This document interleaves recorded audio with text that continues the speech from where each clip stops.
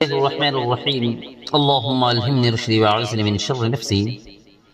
آج سامعین ناظرین کے لیے مثالی معاشرے کے چند سنہری اصول میں سے کچھ اصول کو بیان کیا جا رہا ہے کہ اللہ تبارک و تعالی نے قرآن مجید میں ہمیں جس کامل زندگی کا راستہ دکھایا ہے اس میں معاشرتی امن و سکون برقرار رکھنے کے لیے کچھ پختہ اصول مقرر کیے ہیں۔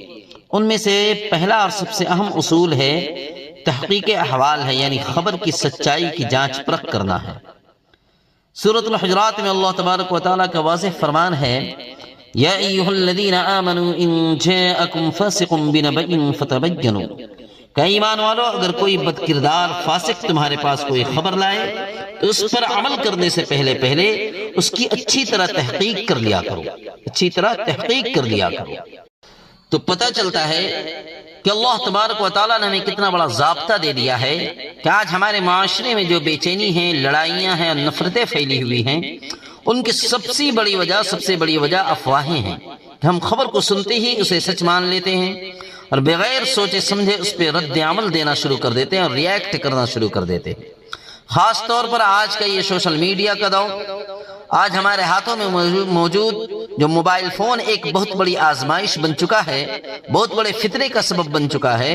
ہم واٹس ایپ پر آنے والے کسی بھی پیغام کو یا فیس بک پر کسی بھی پوسٹ کو دیکھتے ہیں اور بغیر یہ جانے کہ اس کی حقیقت کیا ہے فوراً شیئر اور فارورڈ کا بٹن دبا دیتے ہیں اور ریپوسٹ کر دیتے ہیں۔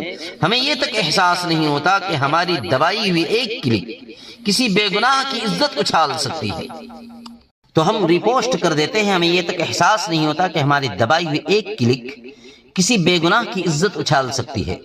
ہمارا ایک غلط میسج کسی کا بسا بسایا گھر اجاڑ سکتا ہے۔ ہماری پھیلائی ہوئی ایک افواہ دو مخلص دوستوں کے درمیان دیوار کھڑی کر سکتی ہے۔ بعض اوقات یہی سنی سنائی باتیں پورے معاشرے اور ملک میں فساد اور بے امنی کا سبب بن جاتی ہے۔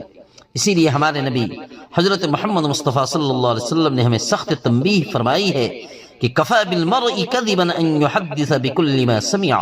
صحیح مسلم شریف کی حدیث ہے کہ کسی شخص کے جھوٹا ہونے کے لیے اتنا ہی کافی ہے کہ وہ ہر سنی سنائی بات کو بغیر تحقیق کے آگے بیان کر دے۔ اسی لیے ہمیں اسلام سکھاتا ہے جب تک آپ کسی بات کو اپنی آنکھوں سے نہ دیکھ لیں یا جب تک کسی مستند اور صحیح ذریعہ نہ مل جائے اس وقت تک کسی کی بھی بارے میں کوئی منفی رائے قائم نہ کرے اور نہ ہی اسے دوسروں تک پہنچائے۔ کسی کی برائی یا کردار کشی کا حصہ بننا کسی مومن کی شان نہیں ہے۔ اسی لیے ہمیں ان چیزوں سے بچنا چاہیے، افواہوں کو پھیلانے سے، ان چیزوں سے بچنے میں اس سنہری اصول پہ ہمیں عمل کرنا چاہیے۔